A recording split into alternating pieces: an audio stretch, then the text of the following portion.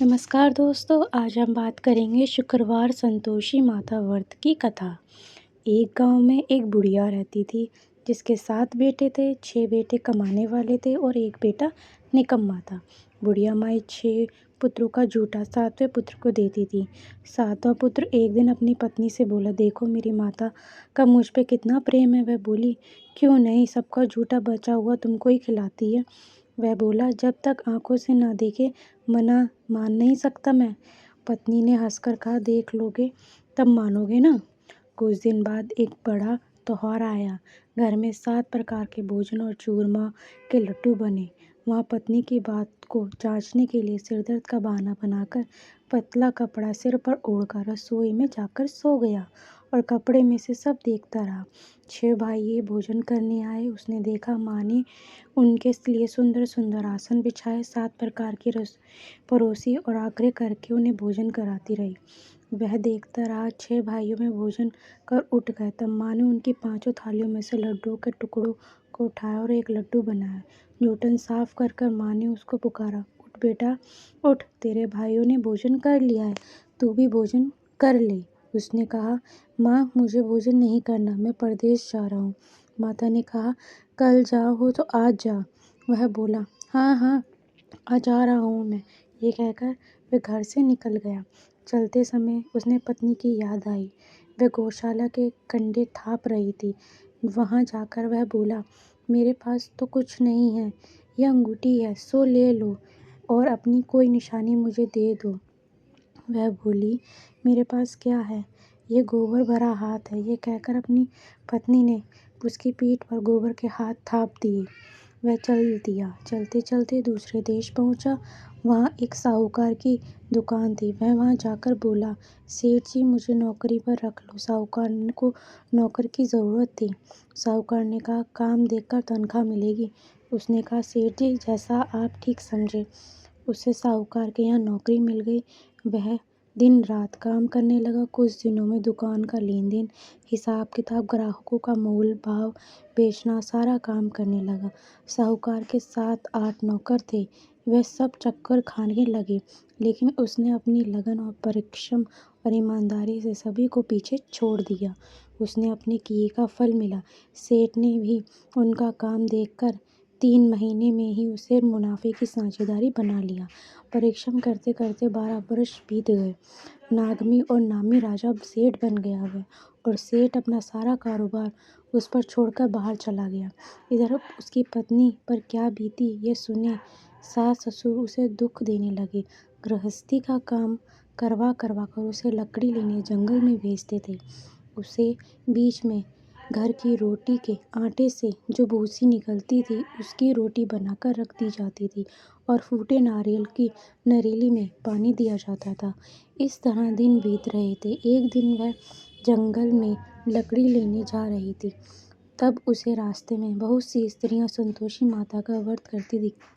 वह खड़ी होकर पूछने लगी, बहनों ये तुम किस देवता के व्रत करती हो और इसे करने से क्या फल होता है? इस व्रत के करने से क्या विधि है? यदि तुम अपने इस व्रत का विधान मुझे समझाकर कहोगी तो मैं तुम्हारा बड़ा एहसान मानूंगी। उसने ये एक स्त्री बोली, सुनो ये संतोषी माता का व्रत है। इसके करने से निर्धनता दरिद्रता का नाश होता है, लक्ष्मी आती है, मन की चिंताएं दूर होती है, मन को प्रसन्न और शांति मिलती है, निपुति को पुत्र मिलता है, प्रतिमा बाहर गया हो तो शीघ्र लौट आता है, कुंवारी कन्याओं को मनपसंद वर मिलता है, चलता मुकदमा खत्म हो जाता है, कलेश की निवृत्ति होती है और मुख शांति होती है, घर में धन जमा हो जाता है, जायदाद का लाभ होता है तथा मन में जो भी कोई कामना हो वह संतोषी माता की कृपा से पूरी हो जाती है। इसमें कोई संदेश नहीं है। वह पूछने लगी, यह व्रत कैसे किया जाता है, ये भी बताओ की बड़ी कृपा होगी। ये स्त्री कहने लगी, बिना परेशानी, श्रद्धा और प्रेम से जितना भी बन सके प्रसाद लेना, 5.25 पैसे से 5.25 आने तथा इसमें से भी ज़्यादा शक्ति और भक्ति के अनुसार गुड़ और चने लेना। हर शुक्रवार को निराहार आकर कथा कहना सुनना। इसके होम बीज कम नहीं टूटे। लगातार नियम पालन करना। सुनने वाला कोई ना मिले तो घी का दीपक जलाकर उसके आगे जल के पात्र को रखकर कथा कहना, परंतु नियम न टूटे। जब तक कार्य सिद्ध न हो नियम पालन करना और कार्य सिद्धि हो जाने पर व्रत का उद्यापन करना। 3 मास में माता पूरा फल देना प्रदान करती है। यदि किसी के ग्रह खोटे हैं तो माता 1 वर्ष में अवश्य उनको अनुकूल कर देती है। कार्य सिद्ध होने पर उद्यापन करना चाहिए, बीच में नहीं। उद्यापन में उड़ाई से आटे का खाज तथा इसी अनुसार खीर तथा चने का साग बनाना।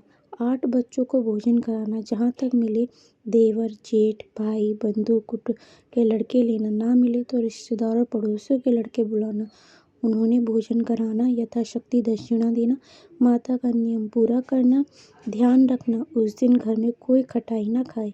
यह सुन वह वहाँ से चल दी। रास्ते में लकड़ी के बोझ को बेच दिया और उन पैसों से गुड़ और चने से माता का व्रत की तैयारी करने लगी। रास्ते में संतोषी माता के मंदिर में माता जयवती के चरणों में लेटने लगी, विनती करने लगी, माँ मैं दीन हूँ, निपट हूँ, मूर्ख हूँ, व्रत के नियम कुछ नहीं जानती, मैं बहुत दुखी हूँ। हे माता मेरा दुख दूर कर, मैं तेरी शरण में आई हूँ। माता की दया आई और एक शुक्रवार बीता कि इस दूसरे शुक्रवार को ही उसके पति का पत्र आया और तीसरे शुक्रवार को उसको भेजा हुआ पैसा आ पहुँचा। वह देखकर जेठानी मुंह सिकोड़ने लगी, इतने दिनों बाद इतना पैसा आया, इसमें क्या बड़ाई है। लड़के ताने देने लगे, काकी के पास अब पात्र आने लगे, रुपए आने लगे, अब तो काकी की खातिरदारी बढ़ेगी, अब तो काकी बुलाने से भी नहीं बोलेगी। बेचारी सरलता से कहती, भैया पात्र आए, रुपया आए तो हम सबके लिए अच्छा है। ऐसा कहकर आंखों में आंसू भरकर संतोषी माता के मंदिर जाकर मातेश्वरी के चरणों में गिरकर रोने लगी। माँ मैंने तुमसे पैसे नहीं मांगा, मुझे पैसे से क्या काम, मुझे अपने सुहाग से काम है, मैं तो अपने स्वामी के दर्शन की सेवा मांगती हूँ। तब माता ने प्रसन्न होकर कहा, जा बेटी तेरा स्वामी जल्दी ही आएगा। ये सुन खुशी से बावली होकर वह घर आकर काम करने लगी। संतोषी माँ विचार करने लगी कि इस भोली पुत्री को मैंने तो कह दिया कि तेरा पति शीघ्र आएगा, पर आएगा कैसे? वह तो इसे स्वप्न में भी याद नहीं करता, उसे इसकी याद दिलाऊं कैसे? संतोषी माता ने उसे बुढ़िया के बेटे को स्वप्न में समझाया, पुत्र तेरी घरवाली कष्ट उठा रही है। वह बोला, हाँ माता यह तो मुझे मालूम है, परंतु क्या करूं, वहाँ कैसे जाऊं? परदेश की बात है, लेन देन का सारा हिसाब किताब है, कोई जाने का रास्ता नजर नहीं आता, आप ही कोई राह दिखाइए, वहाँ कैसे जाऊं मैं? माँ कहने लगी, सवेरे नहा धोकर संतोषी माता का नाम ले, घी का दीपक जला, दंडवत कर और दुकान पर जाकर बैठ जा। देखते देखते तेरा सारा लेन देन चुक जाएगा और जमा माल बिक जाएगा। साझा होते होते धन का ढेर लग जाएगा। वह अगले दिन सुबह बहुत जल्दी उठ अपने मित्र और बंधु परिचितों से स्वयं स्वप्न में माता द्वारा कही गई बात कही। वह सब अब उसकी बात सुनकर उसकी खिल्ली उड़ाने लगे। वह कहने लगे कि कभी कभी सपने की बात भी सच्ची होती है। एक बुढ़ा व्यक्ति बहुत समझदार था। वह बोला, देखो भाई मेरी बात मानो तो इस तरह सच्चा और झूठ कहने के बदले देवता ने जैसा कहा है वैसा ही करना, तेरा क्या जाता है? बूढ़े की बात मानकर नहा धोकर उसने संतोषी माता को प्रणाम किया, फिर भी दीपक जलाकर दुकान पर जाके बैठ गया। शाम तक धन का ढेर लग गया। वह हैरान हुआ। माता ने मन में संतोषी माता का नाम लिया, प्रसन्न हो घर जाने के वास्ते गहना कपड़ा सामान खरीदने लगा। सब काम से निपट कर अपने घर को रवाना हुआ। उधर उसकी पत्नी जंगल में लकड़ी लेने गई। लौटते वक्त थक जाने के कारण संतोषी माता के मंदिर पर विश्राम करने बैठ गई। वह तो उसका रोज रुकने का स्थान था। धूल उड़ती देख उसने माता से पूछा, हे माता ये धूल कैसी उड़ रही है? माँ ने कहा, हे पुत्री तेरा पति आ रहा है, अब तू ऐसा कर लकड़ियों की 3 बोझ बना, एक नदी के किनारे रख, दूसरा मेरे मंदिर पर और तीसरा अपने सिर पर रखकर तेरे पति को लकड़ी का गट्ठर देखकर मोह पैदा होगा। वह वहाँ रुककर नाश्ता पानी बनाकर खाकर माँ से मिलने जाएगा। तू लकड़ी का बोझ उठाकर जाना और बीच चौक में गाड़ डालकर 3 आवाज़ जोर से लगाना, लो सासू जी लकड़ियों का गट्ठा लो, भूसी की रोटी दो, नारियल के खोपरे में पानी दो, आज कौन मेहमान आया है? संतोषी माँ की बात सुनकर वह बहुत अच्छा माँ कहकर संतोषी माता के मन को प्रसन्न कर कर मन में लकड़ियों के 3 बोझे बना ली और एक नदी के तट पर दूसरा माता के मंदिर पर रखकर इतने में मुसाफिर वहाँ आ पहुँचा। सूखी लकड़ी को देखकर उसको इच्छा हुई कि वह यहीं विश्राम कर ले और भोजन बनाकर खा पीकर गाँव चले। इस प्रकार भोजन कर विश्राम कर वे अपने गाँव में आ गया। उसी समय बहू सिर पर लकड़ी का गट्ठा लिए आई। उसने कहा, गट्ठा को आंगन में डाला और जोर से 3 आवाज़ें दी। लो सासू जी, लकड़ी का गट्ठा लो, भूसी की रोटी दो, नारियल के खोपर में पानी दो। आज कौन सा मेहमान आया है? ये सुनकर सास ने अपने दिए हुए कष्टों को भुलाने के लिए कहा, बहू तू तेरे ऐसा क्यों कहती है? तेरा मालिक ही तो आया है। बैठ, मीठा भात खाकर कपड़े और गहने पहन। पत्नी की आवाज़ सुनकर उसके स्वामी बाहर आया और अपने हाथों में पहनी अंगूठी देख व्याकुल हो गया। उसने माँ से पूछा, माँ ये कौन है? माँ बोली, बेटे तेरी पत्नी है। आज 12 वर्ष हो गए हैं जब से तू गया है। वह सारे गांव में जानवर की तरह भटकती फिरती है, काम काज कुछ करती नहीं, 4 समय खा जाती है और अब मुझे देखकर भूसी की रोटी और नारियल के कपड़े में पानी मांगती है। वह बोला, माँ मैंने इसे भी देखा है और तुम्हें भी देखा है।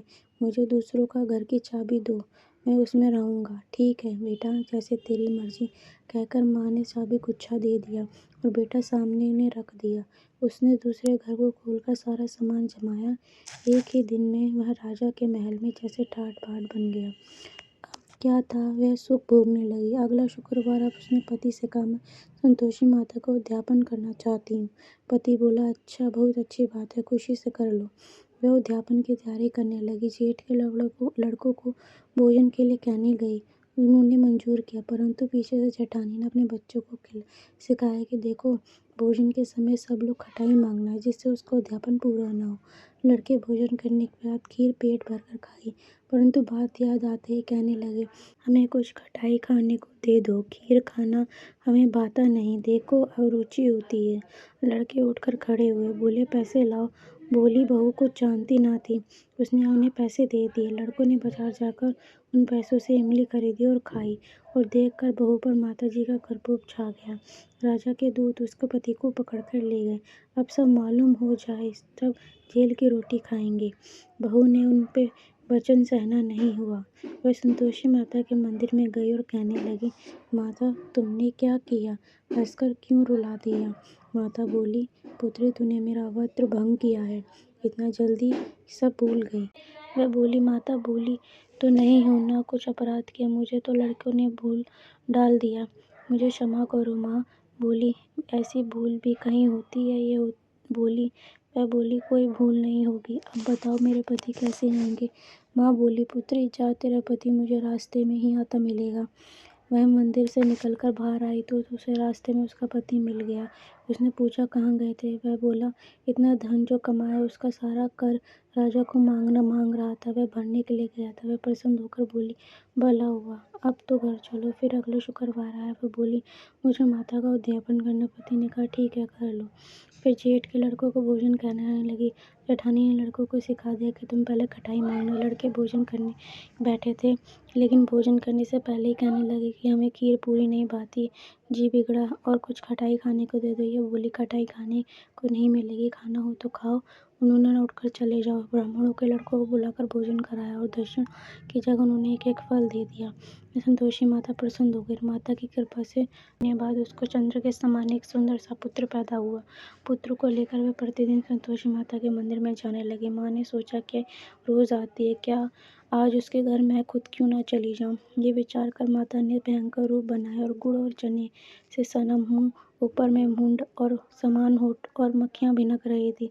दहलीज पर बस पैर ही रखा था कि उसकी सास चिल्लाई, देखो रे, कोई चुड़ैल डाकनिया चली आ रही है, लड़कों इसे भगाओ, नहीं तो सबको खा जाएगी। बहू रोशनदार से देख रही थी, वही प्रसन्न हो उठी, आज मेरी माता घर आई है। यह कहकर दूध पीते हुए बच्चे को गोद से उतार दिया। उसने सास को क्रोध भरकर बोली, अरे रंड, इसे देखकर कैसी उतावली हो रही है जो बच्चे को पटक दिया। इसने में उसने माँ को प्रताप से देखा, वह लड़के ही लड़के नजर आने लगे। वह बोली, माँ जी, जिसका व्रत करती हूँ ये संतोषी माता। इतना कहकर उसने झट से घर के सारे किवाड़ खोल दिए और सबने माता के चरण पकड़ लिए। विनती कर कहने लगे, हे माता, हम मूर्ख हैं, अज्ञानी हैं, तुम्हारे व्रत की विधि हम नहीं जानते। तुम्हारा व्रत हम भंग कर हमने सबसे बड़ा अपराध किया। हे माता, आप हमारे अपराधों को क्षमा करो। इस प्रकार बार बार कहने पर संतोषी माता प्रसन्न हुई। फिर इसके बाद उनकी सास कहने लगी, हे संतोषी माता, अपने बहू को जैसा फल दिए वैसे सबको देना। जो इस कथा को सुनता और पढ़ता है उनकी मनोकामना पूर्ण होती है। जय संतोषी माता की जय।